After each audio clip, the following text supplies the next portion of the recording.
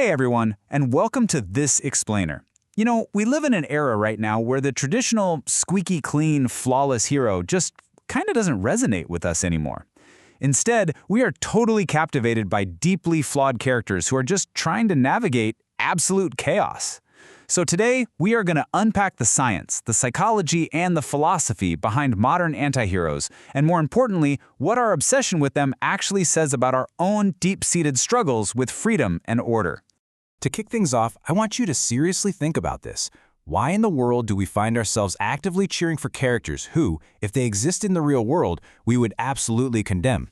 It's this massive psychological paradox, and it completely challenges everything we think we know about good, evil, and even free will. Well, according to the International Journal of Multidisciplinary Research, an antihero really isn't just a villain in disguise. It's way deeper than that. They actually act as a sort of moral experiment for us. When we sit back and watch them make these impossible, gut-wrenching choices, we're essentially using them to safely test our own moral boundaries in a world that is, frankly, completely chaotic and unpredictable. All right, so here is our roadmap for today's explainer. We're going to start with the modern anti-hero phenomenon, then contrast freedom versus utilitarian order. After that, we'll dive into trauma and radical liberation, unpack the illusion of free will, and finally look at some really fascinating parallels in pain. Okay, jumping right into Section 1, the modern anti-hero phenomenon, where we move way beyond simple concepts of good and evil. So, like we talked about, these characters are our moral laboratories. Academic research points to heavy hitters like Walter White, Joel from The Last of Us, and of course Eren Yeager. Now, they all operate on this incredibly tragic principle. They're usually right in their intention, but terribly, horribly wrong in their method.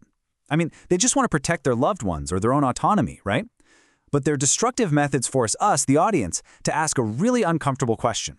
At what exact point does a righteous cause just become totally corrupted?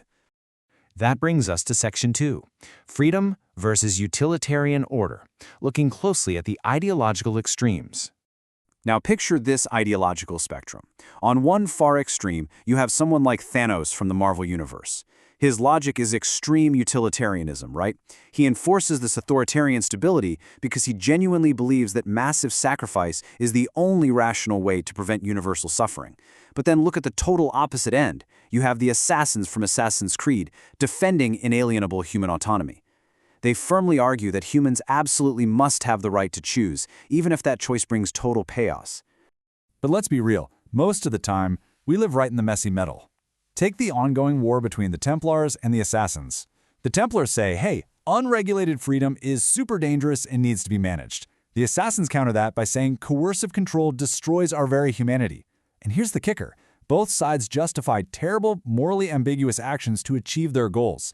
It perfectly captures this unresolved philosophical impasse that has literally fascinated humans for centuries. Let's shift gears now into Section 3, trauma and radical liberation, and take a look at Eren Yeager's unbelievable evolution. It's wild to watch Eren transform from this idealistic kid into a radically destructive political agent. Initially, he's driven by what's known as negative liberty, which simply means he just wants to be free from the oppression of the Titans. It's basic survival. But as he realizes the entire world actually wants his people completely eradicated, his trauma pushes him toward positive liberty. That's where he decides to take absolute, terrifying control to force his own destiny. It's honestly the ultimate fictional extreme of how geopolitical threats breed radical aggression. And the crazy thing is, he completely refuses to compromise. It becomes this tragic paradox where he is literally pursuing liberation through total global destruction. Eren exhausted all the other options, diplomacy, partial deterrence, even the euthanasia plan. He rejected every single one because they required sacrificing his closest friends or bending his core values. His rigid, uncompromising nature basically backed him into a corner, leaving him with the most horrific conclusion imaginable, the rumbling. Which naturally leads us to Section 4, the illusion of free will, focusing on determinism and the infamous bootstrap paradox. You know, online, Eren is so often framed as this cool, calculating chess player who is always 10 steps ahead. But psychological analysis shows us something so much darker.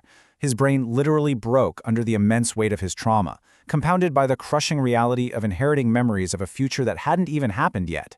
He wasn't a mastermind. He was a boy staring at a predetermined future of himself committing global genocide, basically watching his own life play out in slow motion like a helpless stranger. So he finds himself trapped in a classic bootstrap paradox. If you're not familiar, that's where the cause is the effect, and the effect is the cause. The future only happens because he saw it, but he only saw it because it actually happens. He didn't just see the future and happily decide to follow along, he arrived at that devastating future because his inherent stubborn nature forced him to reject every single peaceful off-ramp. He was a victim of hard determinism, making him, ironically, the ultimate slave to his own uncompromising character. All right, moving to our final section, Section 5, Parallels in Pain. We're going to explore the brilliant narrative foil between Reiner and Eren. It is absolutely fascinating how their journeys form a massive, tragic X. They cross paths but move in completely opposite directions. While Eren falls deeper into darkness, isolating himself and using determinism as an excuse to evade accountability, Reiner does the exact opposite. Reiner starts out deeply traumatized, literally suicidal, but he actually manages to climb out of his depression by forging genuine bonds with his former enemies and stepping up to take responsibility. Because here's the takeaway. Acceptance, rather than radical escapism, is the true path to freedom. Reiner takes absolute responsibility. He drops the mask, he stops blaming his military upbringing or external forces, and he just openly admits that his terrible actions were born from his own selfish desire to play the hero. By facing reality head-on like that, Reiner embodies what it actually means to keep moving forward.